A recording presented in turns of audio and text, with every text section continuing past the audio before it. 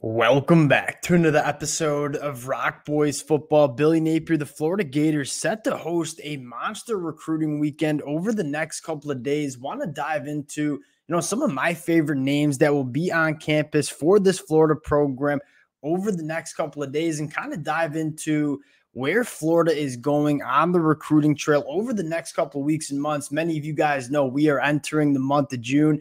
That is when the high school recruiting trail really heats up, fired up to get into it. Before we do it, as always, just want to say thank you to you guys, to the Florida Gator fans. It's always a blast tracking this program on the recruiting trail. Y'all know I love talking the recruiting trail, and the amount of support you guys continue to show to the fellas, it truly does mean a lot. If you guys do enjoy the content, consider subscribing to the channel. If we do get some commitments out of the weekend, we'll be breaking them down with some film. Without further ado, let's get into this one. I want to start at the quarterback position, kind of a interesting storyline to follow if you're a Florida Gator fan, and it is always difficult to recruit the quarterback position following a guy like DJ Lagway in the 2024 class. And Antoine Hill has been largely one of the top targets for this Florida Gators program, and it sounds like it's between Florida and Memphis at this point. And I personally think it is a really good fit for Antoine Hill to come to this Florida program, where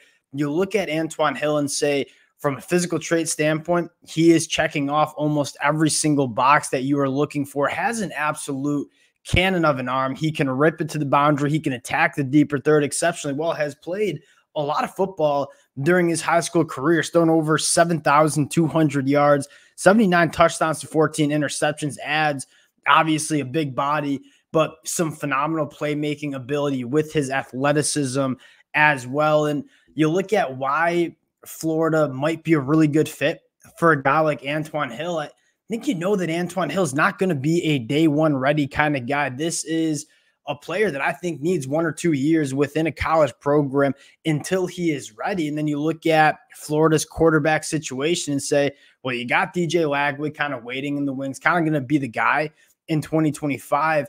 Antoine Hill's going to have the opportunity to sit behind DJ Lagway for the first 2 years and probably be the guy going into year 3 of his college football career, because you have somebody that you feel so good about in a guy like DJ Lagway.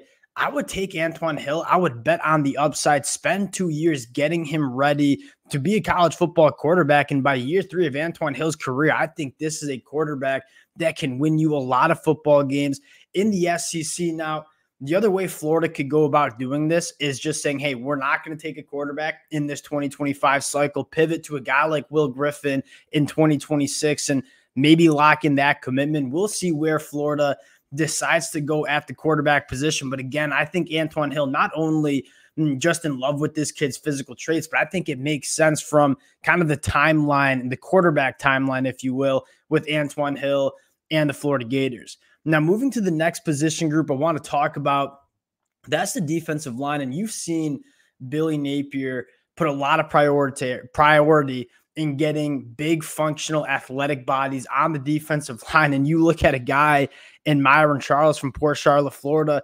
For the Florida Gator fans who've been listening for the last couple of weeks and months, you guys know I am just a massive fan of this kid. And I will say this, I'm not necessarily going to compare him to LJ McCray, but I'm going to compare the kind of prospect to LJ McCray, where you circle back 12 months ago before the senior year for LJ McCray. We were largely talking about Myron Charles, LJ McCray in a very similar light, where it's just freak show athleticism for that size, hasn't necessarily put it together at the high school ranks. And LJ McCray put it together his senior year. The rest is history, top 5 national prospect. You look at Myron Charles and say, this kid can comfortably be a top 100 national prospect if he puts it together going into his senior year. Not entirely productive during his junior year, 9.5 tackles for loss, 1.5 sacks. And you turn on the film and say, this kid can be a game wrecker. It's a little bit inconsistent, but the flashes are so attractive for a guy like Myron Charles. Another one of those bodies that, if you're Florida, you want to just go bet on the upside that Myron Charles brings to the table. You're competing with Florida State, Miami. I think those 3 schools are probably the leaders in the clubhouse for that commitment. Really interested in a cat like Myron Charles. Next guy on the defensive line I want to talk about, going out to the edge rusher position, Florida State commit Javon Hilson, a guy that was previously committed to Alabama, decommitted, went to Florida State. And you look at Javon Hilson and say, this is a very juiced up athlete coming from the edge that has a ton of power in his hands. And those are the two things that you're really looking for your edge rushers, guys that look a little bit different coming off the line of scrimmage. Javon Hilson certainly checks that box, but then you take a look at the play strength, the ability to go right through tackles using that power in his hands. I think this is a guy that, probably comfortably gets up to 250, 260 pounds. Quite frankly, the junior year film, I don't think he was 225 pounds playing as a junior.